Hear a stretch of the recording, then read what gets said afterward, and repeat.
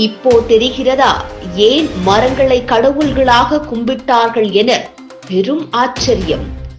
மரங்கள் என்பது பல தலைமுறைகளை பார்க்கக்கூடியது. இந்துக்கள் கடவுளை வழிபடுவது போன்று மரங்களையும் வழிபடுவது உண்டு.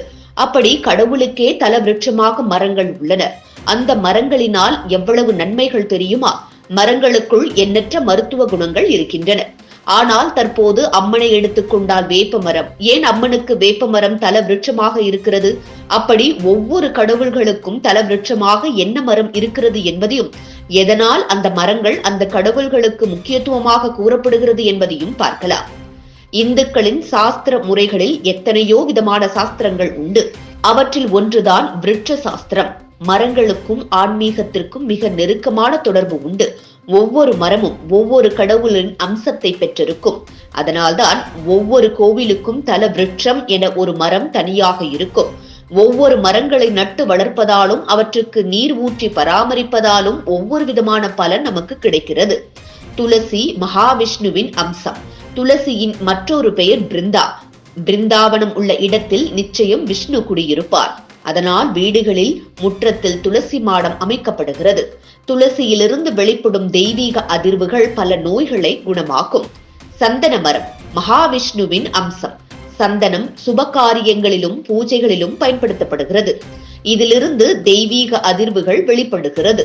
இவ்வதிர்வுகள் மன அமைதியையும் சாத்வீக குணத்தையும் வழங்குகிறது. அத்திமரம் தாத்ரேயரின் அம்சம். மகாவிஷ்ணுவும் இதில் குடியிருப்பார்.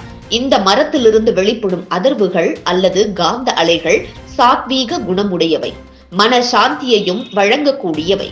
இந்த மரத்தின் அடியில் அமர்ந்து தியானம் செய்தால் தியானம் எளிதாக கைகூடும். மாமரம் மகாலட்சுமியின் அம்சம்.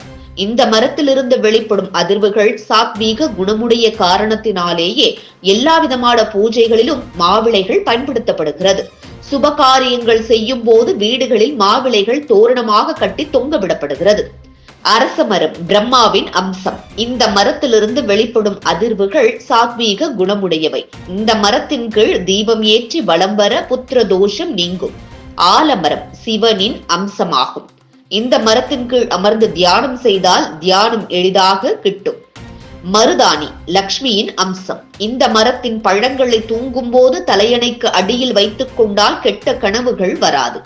ருத்ராட்ச மரம் சிவனின் அம்சம். ருத்ராட்ச கொட்டையை அணிந்து கொண்டால் ரத்தம் சுத்தமாகும். இரத்த அழுத்தம் சீராகும். கோபம் குறையும். மனதில் சாந்தம் உண்டாகும். வேப்ப மரம் சக்தியின் அம்சம். இந்த மரத்தை சுற்றி மஞ்சள் குங்குமம் பூசி மஞ்சள் ஆடையை கட்டி மாலை சூட்டி மரத்தை வலம் வந்து வணங்கினால் சக்தியின் அருள் கிட்டும். வில்வ மரம் சிவனின் அம்சம். இந்த மரத்தின் இலைகளால் சிவனை பூஜிக்க சகல பாவங்களும் நீங்கும். இந்த மரங்கள் எல்லாம் கடவுள்களுக்கு உகந்த மரமாகும். இதே போன்று மனிதர்களுக்கு தேவையான சத்துக்களை தரும் மரங்களும் ஏராளம் உண்டு. மரம் பேசுவதில்லை, ஆனால் உணர்வுகளை புரிந்து கொள்வதுண்டு என்று கூறுகிறார்கள். இப்படி தலைமுறைகளாக வாழும் மரங்களை வரும் சிறுவர்களிடம் மரங்களை நட்டு வைக்க சொல்லி கற்றுக் கொடுங்கள். அது நாட்டையும் வளமாக்கும், வீட்டையும் வளமாக்கும். இது போன்ற முக்கிய நிகழ்வுகள், அரசியல் தகவல்களை ஆழமாக மாறுபட்ட கோணத்திலும் அறிந்து கொள்ள மறக்காமல் பாரத் மெயில் 24 பக்கத்தை பின்பற்றிக் கொள்ளுங்கள்.